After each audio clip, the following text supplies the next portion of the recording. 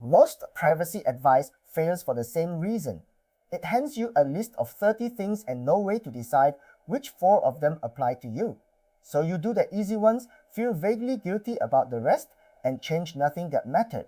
The fix is a threat model, which sounds like a security engineering term and is really just 4 questions written down on one page. I had to do this properly because I run infrastructure that holds other people's data, and at some point, the vague feeling that I should be more careful had to turn into specific decisions with costs attached. What follows is the version I would give a person who is not running servers. The 4 questions. Write these down and answer them for yourself. An actual page, not a mental exercise, because the mental version is where this quietly falls apart. What do I have that is worth taking? Who would want it? How much trouble would they go to? And what happens to me if they get it? That is the whole method. Everything else is detail. The reason it works is that it forces you to name a specific adversary, rather than worrying about a general atmosphere of danger. General danger produces no decisions, and named adversary produces a short list. What you actually have, start here and be concrete rather than philosophical. For most people, the real assets are a small set, the email account that can reset everything else, anything with money attached, so banking, brokerage, whatever holds crypto if that applies. Your photos, which people undervalue until they think about what is in them.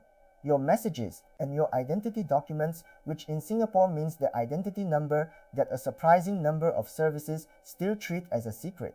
Notice the ordering. The email account sits at the top because it is the master key. It is not the thing people protect first, and it should be. Write your list. It will be shorter than you expect, and that is the point, because a short list is one you can actually defend. Yukas intiwan tuantam antulistu, formation telasti. Now be honest about this, because it is where people go wrong in both directions. The realistic adversaries for an ordinary person are, roughly in order of how likely they are. An automated attack that does not know you exist and is trying reused passwords against every account it can find. An opportunistic thief who now has your phone. Somebody you know personally which isn't comfortable to write down and is a real category in domestic situations. A company harvesting your behavior for commercial reasons, and a targeted attacker who specifically wants you. Almost everybody's actual risk is concentrated in the first 2. Almost every article you read is written about the last one. That mismatch is why the advice feels overwhelming and delivers so little. The guidance you are reading was designed for a threat you do not face. The effort ladder. Here is the concept that makes the whole thing tractable, and the one I wish somebody had explained to me earlier. Different adversaries will expend wildly different amounts of effort, and your defenses only have to exceed the effort your realistic adversary will spend. An automated credential attack spends effectively nothing. It tries a password, fails, moves on. A unique password defeats it completely. That is a total win against your most likely attacker for almost no cost. A phone thief spends minutes. A real device lock defeats them because they are going to sell the handset rather than work on it. Somebody who knows you spends hours and starts with an enormous advantage since they know your birthday, your pet, your mother's maiden name, and they can answer your security questions better than you can. A genuinely targeted attacker spends whatever it takes. And if that is your situation, a video is the wrong place to be getting advice. So the rational move is to defend heavily against the cheap attacks, because that is where nearly all the actual harm lands, and to stop pretending you are hardening against a state. What falls out of this for most people? If your honest answer was automated attacks and a stolen phone, the list is short and boring. A password manager with a unique password everywhere. This defeats the single most common cause of real account loss, which is a password reused on a site that later got breached. Damagwe tadisanin, a second factor on the email account and on anything holding money, using an app or a hardware key rather than text messages. I am biased about this because I work with mobile lines for a living, so I will just say that a number is more transferable than people assume and leave it there. A real lock on the phone, a proper passcode rather than 4 digits, and biometrics on top for convenience. Automatic updates on everywhere. This is free and it prevents more genuine harm than everything else combined, and it is the one people turn off because a restart is inconvenient. and a backup of the things you would grieve, which is mostly photos kept somewhere other than the device holding the originals. That is the list. 5 things. It takes an afternoon and it addresses the overwhelming majority of what actually happens to people. The questions that are not on it. Worth naming what I deliberately left out, because these are the ones the internet obsesses over. A virtual private network for daily browsing.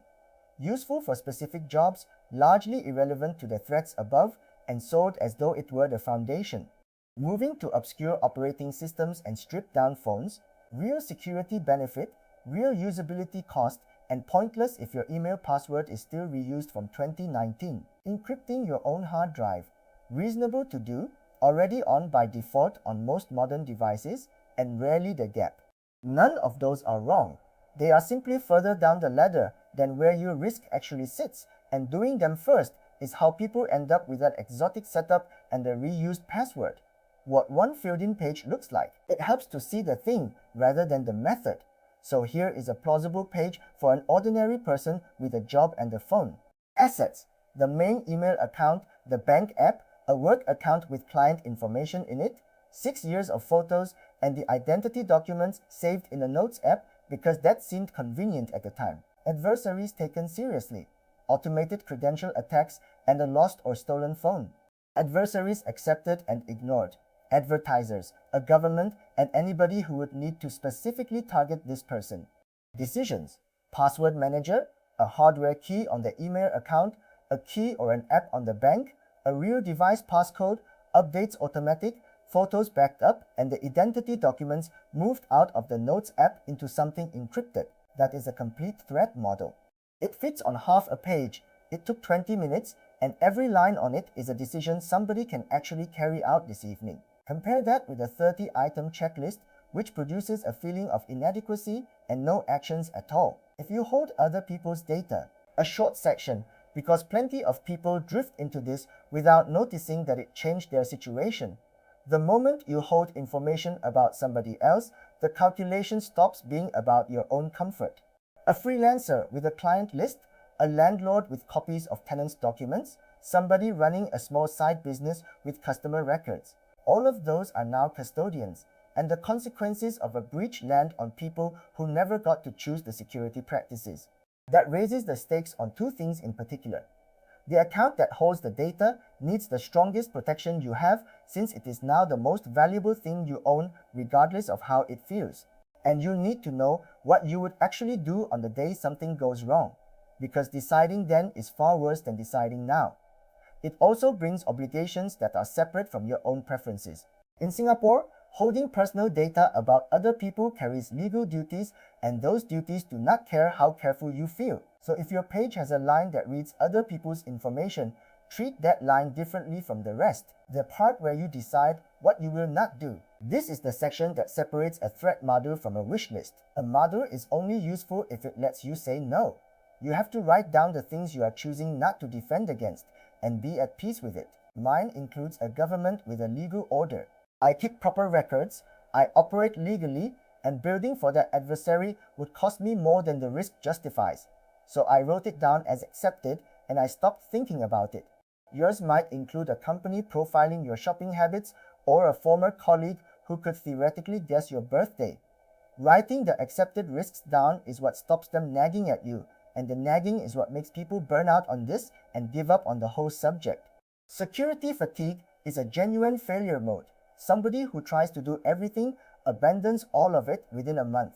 Somebody who does 5 things forever is meaningfully safer than that person. Entong Dainsi, the question people ask instead, almost every conversation I have about this opens with a product rather than a problem. Should I get this thing? Is that service any good? Is the one my friend uses better? That is the wrong end of it. And the reason the answers are unsatisfying is that nobody can tell you whether a tool is right without knowing what you are defending and from whom. So if you catch yourself asking which one, back up one step and ask what you are trying to prevent. The tool usually becomes obvious once the sentence is finished, and quite often the answer turns out to be that you do not need a tool at all. You need to change one setting. It changes when your situation changes. A model has a shelf life, and the trigger is a change in circumstances rather than a date on a calendar. You start receiving money through an account. You become publicly visible in some way. A relationship ends badly. You take a job that makes you interesting to somebody. You start holding other people's data, which is what happened to me and is what forced this whole exercise. Each of those adds an adversary, and adding an adversary means going back to the page. The honest interval is whenever something meaningful shifts, plus a glance once a year so you notice the things that shifted without announcing themselves. For about 2 years, I secured everything at the same level, which felt responsible and was actually a mistake in both directions. The accounts that genuinely mattered got the same treatment as a forum login from a decade ago, which meant the important ones were underprotected relative to what they were worth. And the trivial ones got a ceremony they did not deserve, which made the whole system tiring enough that I cut corners on the days I was busy. So the important accounts were not as protected as I believed, and the reason was that I had spread the same effort evenly across things of wildly different value. Sorting the list by what it would actually cost me to lose took 20 minutes and changed more than the previous 2 years of being generally careful. Some more privacy tools tested honestly at theprivacywire.com. Subscribe for privacy advice that is actually